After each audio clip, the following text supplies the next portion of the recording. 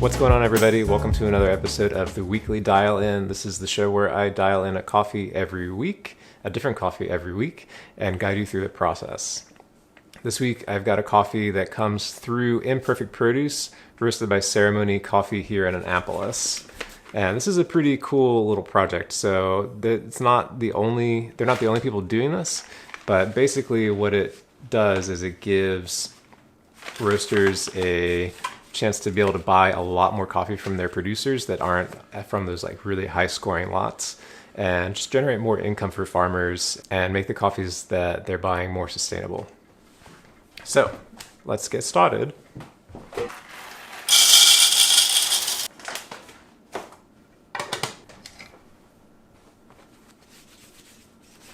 Okay, I'm going to start with a familiar recipe. So 18 grams in and 35 grams out has always worked pretty well for me on this machine.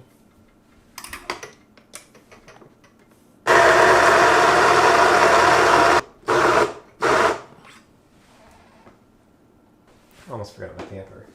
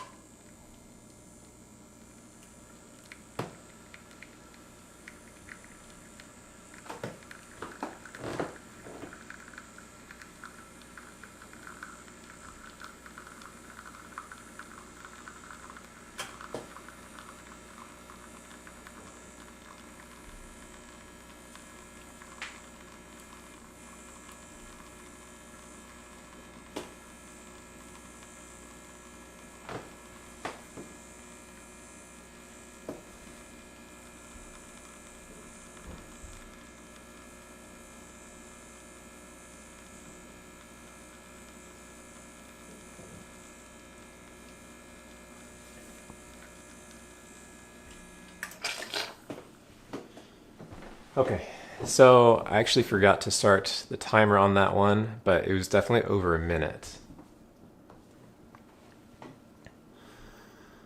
So let's try just to get a sense of what's going on.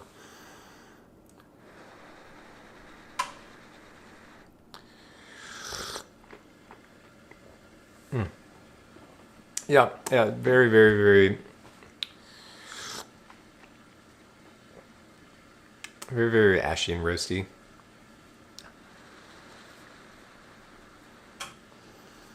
Though not nearly as bad as I thought it was going to be.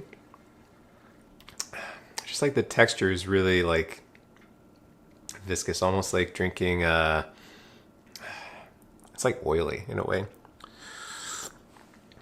So at this point, I've got a couple options. I can either drop my dose down because it was so slow, or I can just go coarser on the grinder. Watching the grinds coming out, it looked kind of clumpy and the grinder seemed like it was laboring a little bit. So I'm going to start by adjusting the grind a little bit coarser. I don't know why I'm still drinking this. I'll be right back. Okay, so if you happen to have a Brazza Vario, I have it set on the letter K, somewhere between K and L on the fine setting. Obviously these are grinders that you can calibrate, so it doesn't really matter, but just to give you an idea of how much coarser I'm going to go, since it was so slow, I'm going to go from K. Let's go down to N and see what happens.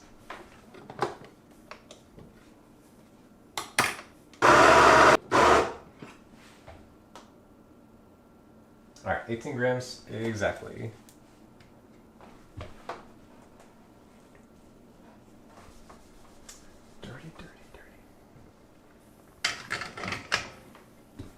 Okay, setting the timer this time.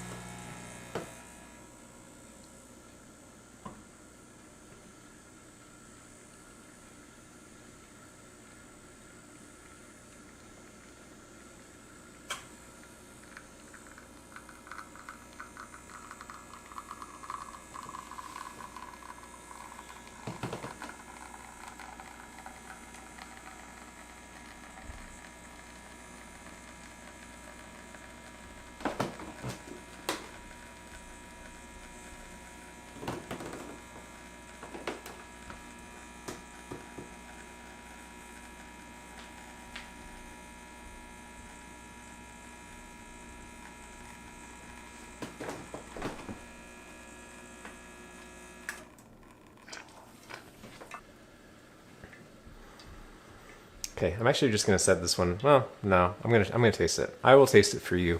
This was about 55 seconds.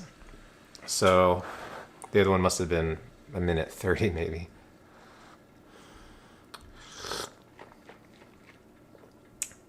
It's much better.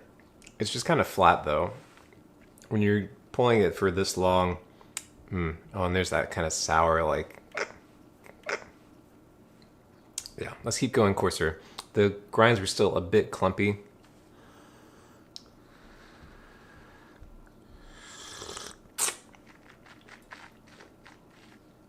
Yeah, but we're much closer. There is like, some acidity that's shining through, and I can tell that there's like some nice fruit tones hiding in there.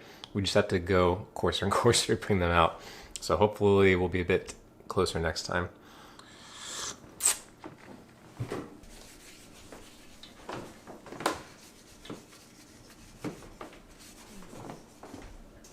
Okay, so now what I'm gonna do is, wish I were shorter.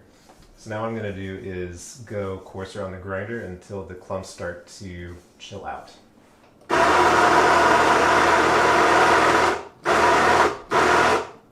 Okay, so that's taking us down to the letter S.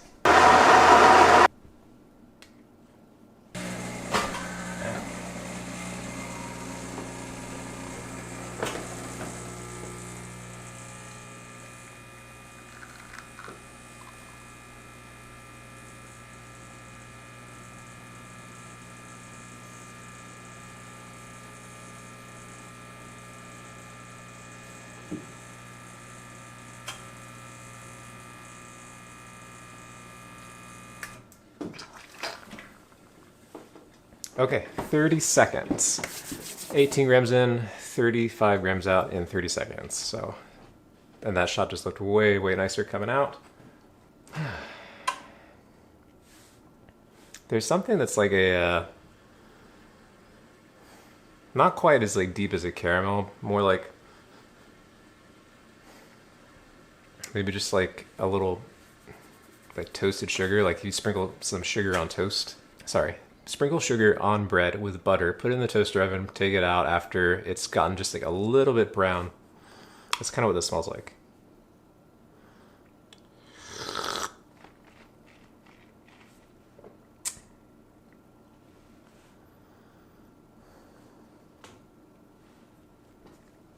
Okay, so this is much, much better. But I think that the 18-35 ratio is a little bit too much for this coffee.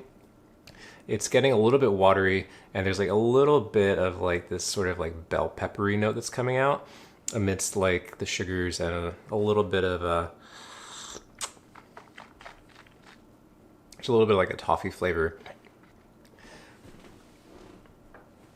And I think that actually going back, grinding a tiny bit finer and going to maybe like 28 grams out instead will concentrate the flavors down, bring up the intensity of sweetness, and mitigate that sort of peppery flavor. Okay, I'm really sorry. I had some technical difficulties there with my memory card. Basically, I had deleted a bunch of stuff but not hit the empty trash button on my computer, so it was still there because that's how stuff works. Yeah. So anyways, fix that, and not going to tell you what happened with this shot. So this was still an 18-gram shot. It ran for about 25 seconds and was 27 grams out. Now, immediately, there's a lot more like sugars, a lot more like spice, like allspice, cinnamon kind of stuff coming out. And on the palate, it's a lot sweeter. There's like a little bitterness creeping in now that it's cooled off a bit.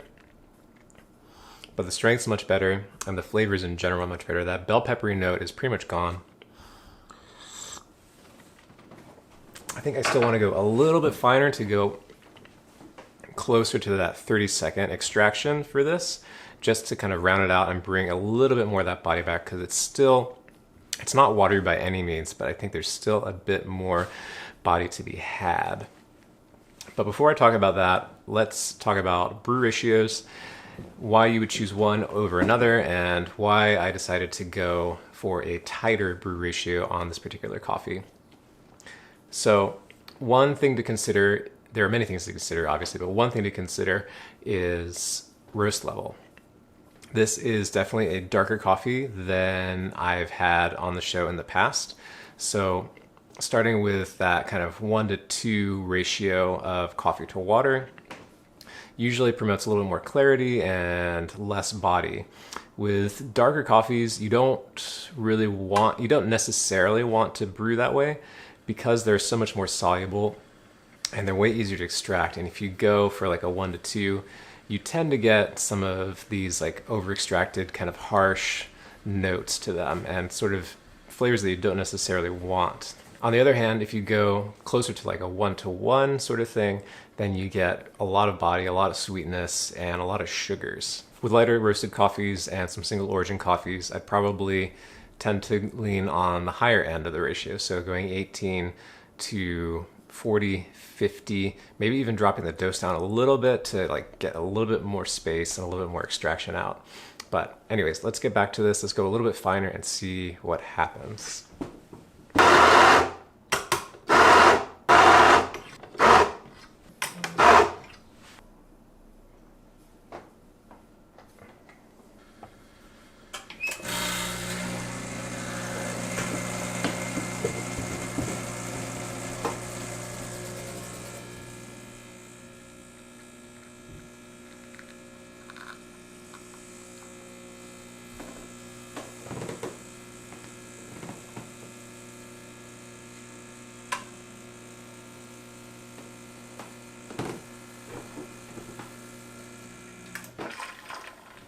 So not a huge change, went up to about 27 seconds. Let's see how that did.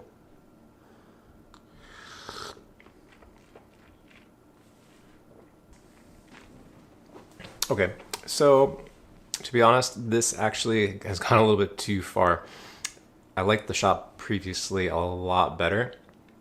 Starting to get a little bit more burnt flavors and like a little bit of this kind of like sour like tang in the very back, which is really not pleasant. In contrast, the last shot was quite delicious. Had a lot more of those sugars, a lot more of that like kind of toffee sweetness. Just like a little bit of something on the aftertaste that I wasn't super fond of, but still really delicious. So I'm gonna put the recipe that I really liked right up here. And I have to say that I'm being extremely picky with all the coffees that I do on this show in this format. And by its own admission, like these are not coffees that have scored quite as high, but are still really delicious. I would drink shots of this all day for sure. And in a milk drink cappuccino, absolutely this would be a fantastic option to throw in. Not the most interesting shot in the world, but pretty darn delicious. And the fact that it's making specialty coffee more sustainable by letting people buy large volumes of coffee so that farmers can avoid the commodities market, that's pretty incredible. So I'm super fan of what this coffee is doing, and honestly I'm a fan of how it tastes as well. Do you have Imperfect Foods available in your area? Are you subscribed to Imperfect Foods? Have you tried this coffee? I'd love to know. Or if you're on a different grocery subscription and you have something from Vent or somebody else. I know that they're over on the West Coast, which is pretty cool. Hope you guys are enjoying the series. It's been a lot of fun and really good practice for me, honestly, since the cafe's closed. We are looking at opening up potentially in a couple of weeks, so we'll see. It's very exciting to get back in there and back to the grind. And, honestly can't wait to see people, even though it's going to be through a mask, through plexiglass, through definitely layers and layers of barriers. Just seeing people's faces will be super refreshing. So until next time, I just want to say thank you so much for watching. Thank you so much for subscribing. If you're subscribed, there's almost 150 people subscribed. I can't believe it. That's a lot of people. I remember making skate videos and little short films in high school when we had these premieres, and there were maybe 8 of us watching, and the fact that there's 150 people who might get this blasted to their inbox and see it is just mind-blowing. Times, what is that, times,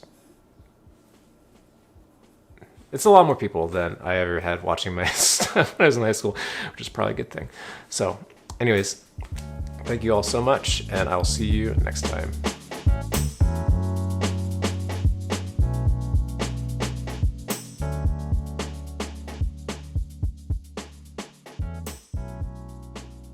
Yes, I know my tamping posture is not looking very good because there's a microphone right here. Sorry, I need to whisper.